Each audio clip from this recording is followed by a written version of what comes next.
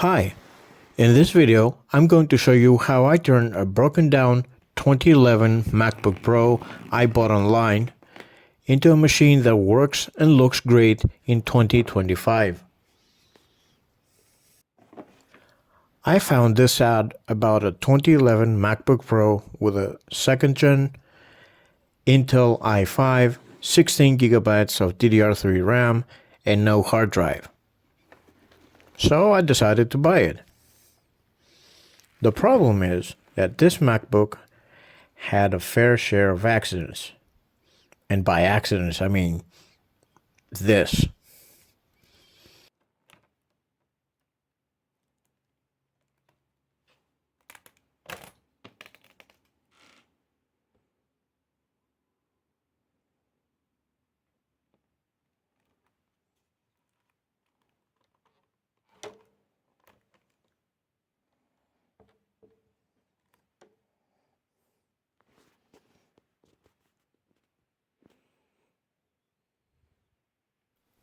Also, as I was about to find out, installing an operating system and making it bootable was going to be a real challenge. Since I am an Apple noob, I had a lot of reading to do.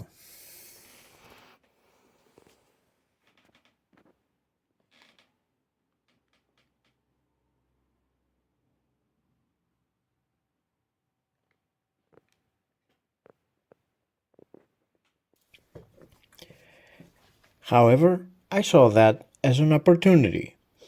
The fact that the aluminum top cover is separated makes it a lot easier to work on and shape it into something beautiful.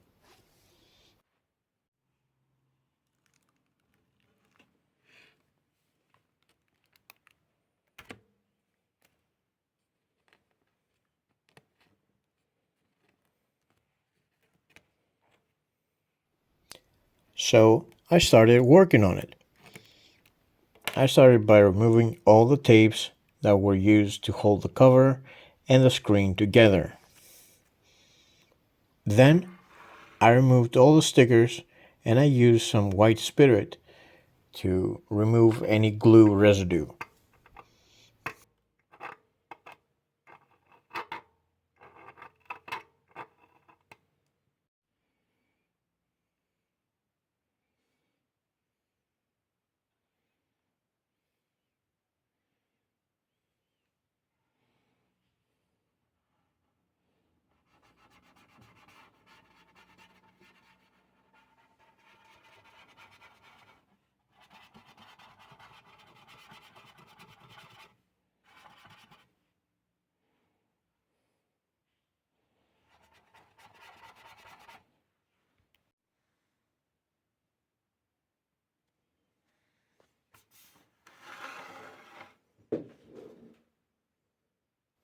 Upon further inspection, I realized that the cover was not only full of scratches, but it was kind of crooked too. So I used a small hammer to fix a dent. Then I used detail files to make the surface as even as possible.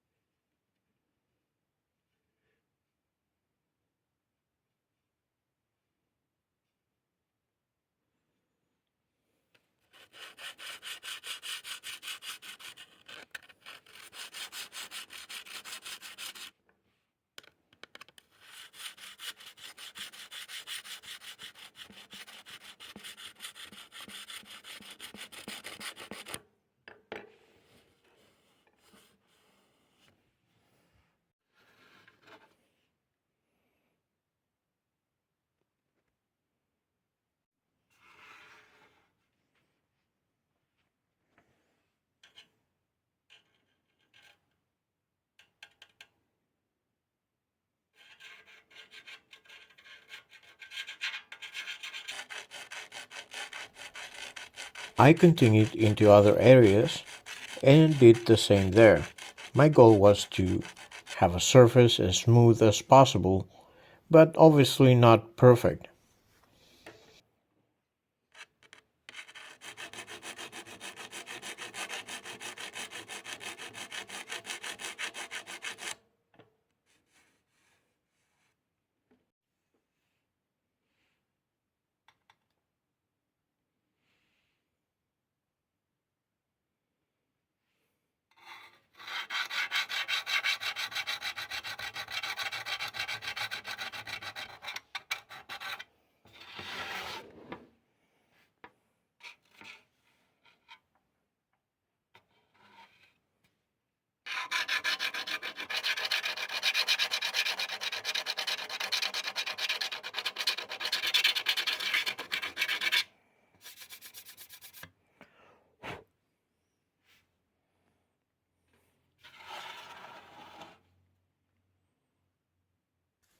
I covered the Apple logo with some masking tape.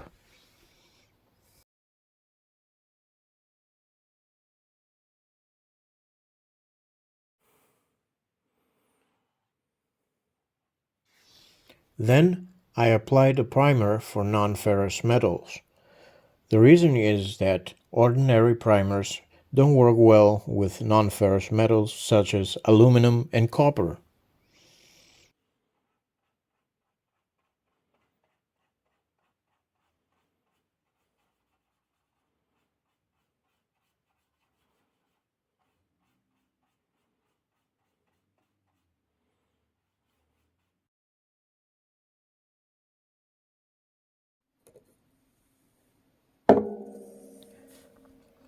I applied 3 layers of Rust-Oleum cast bronze spray paint.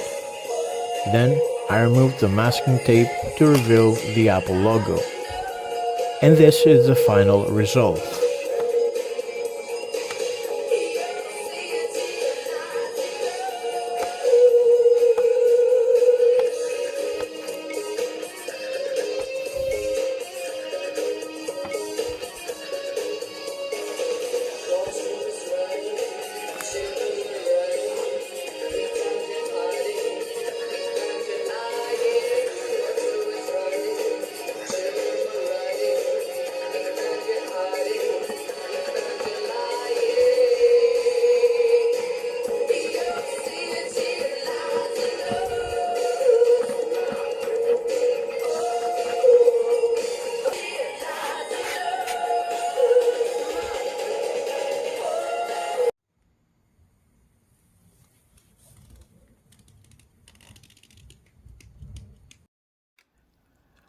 I was able to install Linux Mint with Cinnamon desktop environment. I was not interested in a past version of macOS, nor was I tempted to install an unsupported version of it, just to have macOS on this MacBook. Linux Mint is my daily driver on my main machine, and I went with the same option here. However, I did run into an unexpected problem. For some reason, no OS was booting from the main SATA connector. It was reading the SSD, but not booting. Then I tried the next connector on the SuperDrive, and it worked. So, all I did was I put the SSD in a caddy where the SuperDrive used to be. I did record a lot of the process, but at the end it was a series of trial and error, so I decided not to add to this video since it would be just a boring process that won't really help anyone.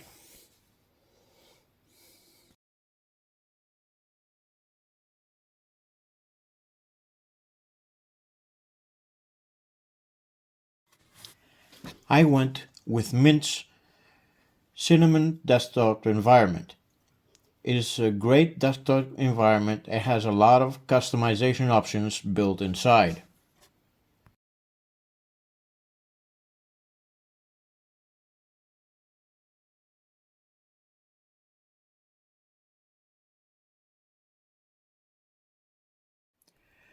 First step is to install some themes. There are two ways to add themes on Cinnamon. And on this video, I'm going to show you both without using the terminal, only buttons and menu options.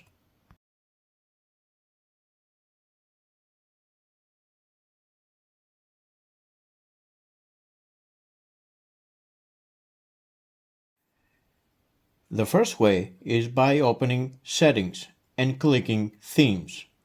Then you click Advanced Settings. Click the Add Remove tab in order to download some themes. Hit the download button to get the theme of your choice.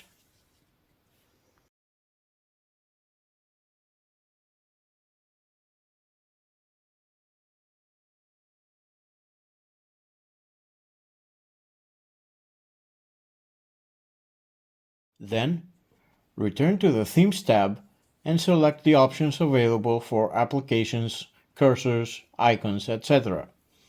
Repeat the process to get more themes.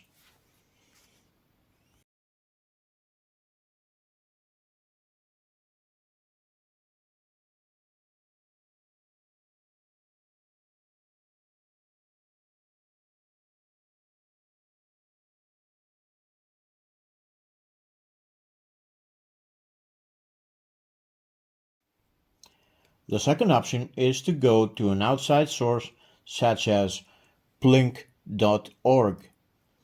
It's an amazing website with everything you need to customize any Linux desktop environment. Download their app, which is in an app image format, and browse for any eye candy you want. This option saves you from trying to create a themes and icons file and extracting the files there. Next, I'm installing Plank. I may not like the functional part of macOS, but the aesthetic of it is undeniably on another level. So, when I install a new distro, I usually go for some macOS elements that usually make sense.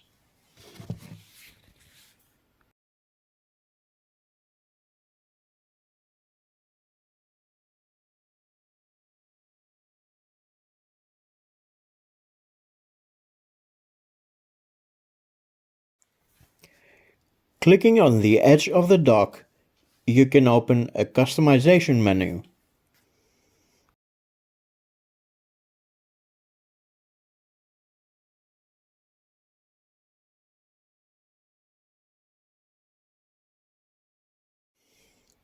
Of course, I want to have Plank running on startup. For that, I open Startup Applications and add Plank.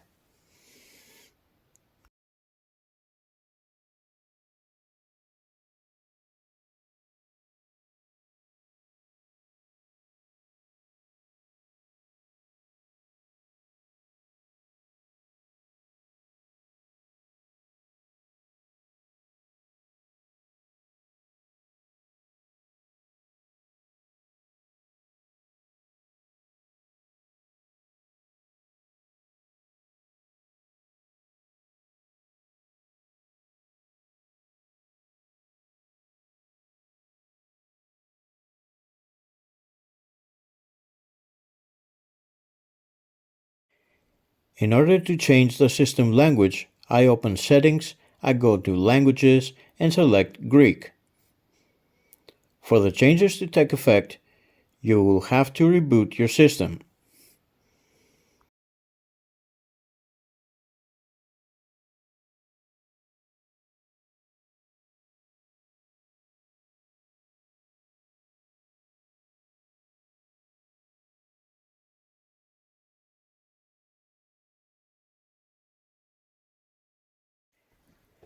Installing updates without a terminal is also very straightforward. You hit the shield icon, which is a shortcut for the Update Manager, and click Install Updates. The update process runs on the background, and when it is done, you may be asked to restart. But don't worry, you don't have to restart immediately. But when you do reboot, your computer is up to date and you don't have to wait at all.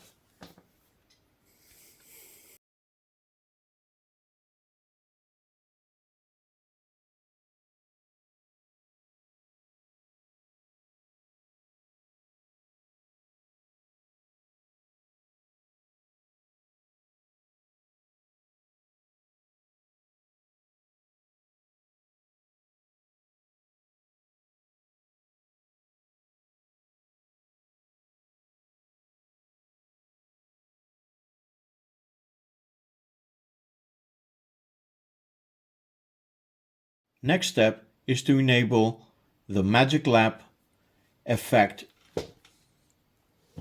This effect, which is an essential part of the macOS aesthetic, can be added by clicking on Extensions, then click the Download tab and download the Magic Lamp Effect extension.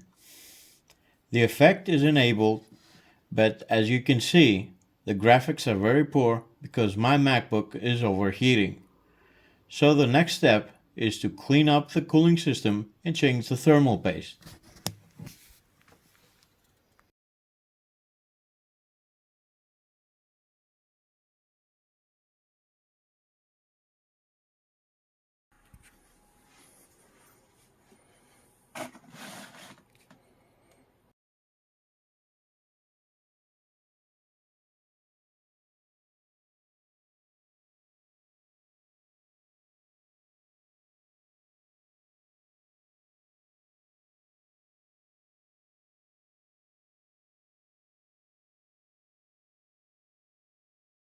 Finally, I wanted to improve its repairability, so I replaced all the proprietary screws with Phillips head screws, except for the ones holding the battery, because I couldn't find any screws with that kind of length.